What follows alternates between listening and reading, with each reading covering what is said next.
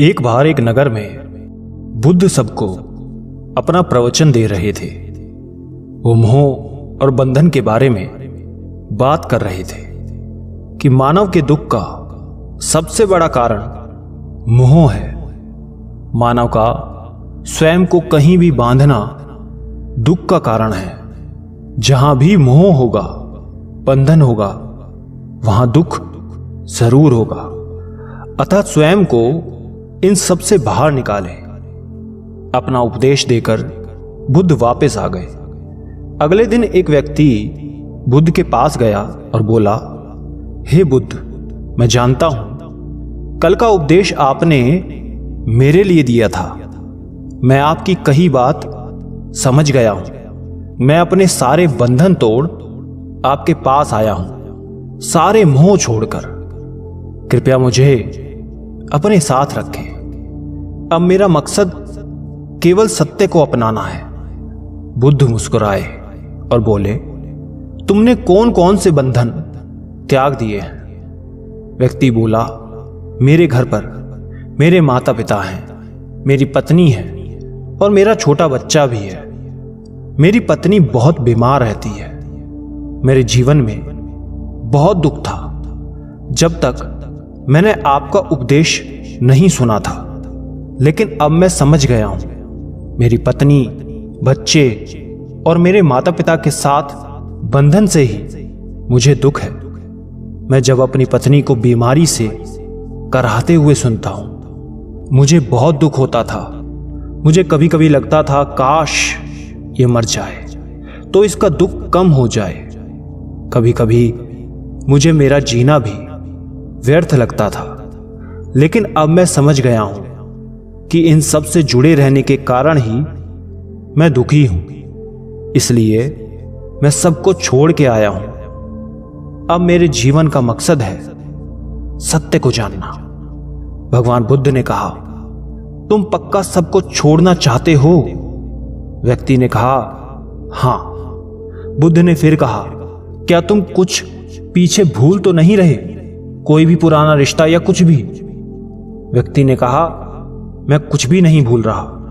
मैं सब पीछे छोड़ आया हूं। मैंने अपने परिवार का त्याग कर दिया तो कर दिया। अब पीछे मुड़कर उन्हें कभी नहीं देखूंगा। बुद्ध मुस्कुराकर बोले, ठीक है, आज की रात तुम विश्राम करो। कल सुबह मुझसे आकर मिलना। व्यक्ति पूरी रात आश्रम की चीजों को देख सोचने लगा कि मैंने आज तक अपना समय सिर्फ बर्बाद ही किया। अब वो ऐसे महान कार्य का हिस्सा होने जा रहा है जिसे खुद भगवान बुद्ध संचालन करते हैं। बुद्ध की कृपा से उसे जीवन का सही मकसद मिल गया है। अगले दिन सुबह सुबह ही वो व्यक्ति भगवान बुद्ध के पास पहुंचा और बोला, बताइए क्या आदेश है मेरे लिए? भगवान बुद्ध ने कहा, तुम्हें पूर्व की ओर जाना है। वहां गांव में तुम्हें एक साधिका मिलेगी। वो एक ज्ञानी स्त्री है। वो तुम्हें जो भी दे तुम्हें लेकर आना है। व्यक्ति निकल गया। रास्ते में बहुत तेज धूप थी। उसे बेहद भूख लगी थी। दूर तक का सफर था। वो काफी थक गया था। वो व्यक्ति रास्ते भर में सोचता गया कि अगर वो घर पर होता तो इस धूप में घूमने की जगह आराम कर रहा होता और भोजन में अपने मनपसंद स्वादिष्ट व्यंजन खा रहा होता। सोचते सोचते वो साधिका के गांव पहुंच गया। उसके घर तक पहुंचा। वहां पहुंच उसने साधिका को देखा। वो उसे देखता ही रह गया। साधिका ने व्यक्ति को देखा और कहा, आप अंदर आ जाओ। मुझे मालूम है आपको बुद्ध ने भेजा है। आपको भूख लगी होगी। मैं आपको भोजन परोस देती हूं। उसने व्यक्ति को भोजन दिया। वो व्यक्ति एकदम हैरान हो गया। वो वही भोजन था जिसके बारे में वो रास्ते भर सोच रहा था। भोजन करते समय व्यक्ति की नजर साधिका के पैरों पर गई। वो बेहद खूबसूरत थे, सुंदर थे, कोमल थे। साधिका ने कहा, बुद्ध के चरण अत्यंत सुंदर हैं।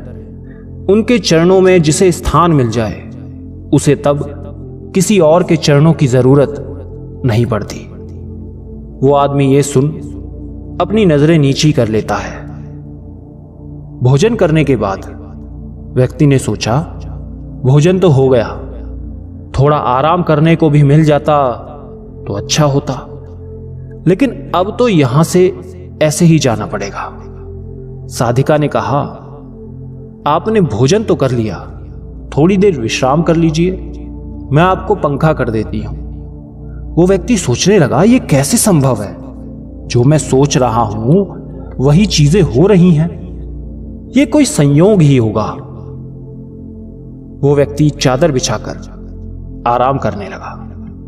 साधिका उसे वहीं बैठकर पंखा करने लगी। वो व्यक्ति चुप चुप कर साधिका को बार बार देखता। वो कभी उसके चेहरे को देखता तो कभी उसके चरणों को। वो उसके शरीर की सभी आकृतियों को देखता और मन ही मन सोचता, कितनी सुंदर स्त्री है, एकदम शांत, सुंदर, प्यारी वाणी, इसे तो मेरी पत्नी होना चाहिए था। वो मन ही मन साधिका के लिए कई सारी कविताएं बना चुका था। थोड़ी देर बाद उसे याद आया कि उसे वापस भी जाना है। साधिका से उसने कहा, अब मुझे चलना चाहिए। जाते समय उस व्यक्ति ने सोचा, एक बार साधिका को फिर से ध्यान से देख लेना चाहिए, इतनी सुंदर स्त्री है। तभी साधिका ने कहा, शरीर में कुछ नहीं रखा, इसमें तो बस मांस, मज्जा, हड्डी, रक्त, इन सब का जोड़ है, इसमें कुछ भी नहीं रखा। यह सुन व्यक्ति घबराया और बोला, क्या आप अंतर्यामी हैं? मन की आवाज को सुन लेती हैं? वो बोली, नहीं, मैं कोई अंतर्यामी नहीं हूं। बुद्ध की कृपा और साधनाओं से मैं जीवन को जानती हूं और मन के भावों को पढ़ सकती हूं। इसलिए मैं तुमसे कहती हूं, शरीर में कुछ नहीं रखा, यह नश्वर है और नष्ट हो जाएगा। वो व्यक्ति बहुत लज्जित हुआ और सोचने लगा, जिस स्त्री ने मेरे मन की भावनाओं को जानते हुए मेरा इतना सम्मान किया और मैं उसके साथ क्या कर रहा हूं, मैं एक बहुत बड़ा पापी हूं।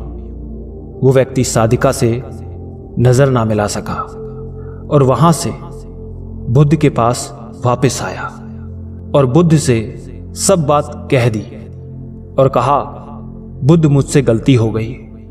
बुद्ध ने कहा, मैं पहले से ही तुम्हारे मन के भावों को जानता था।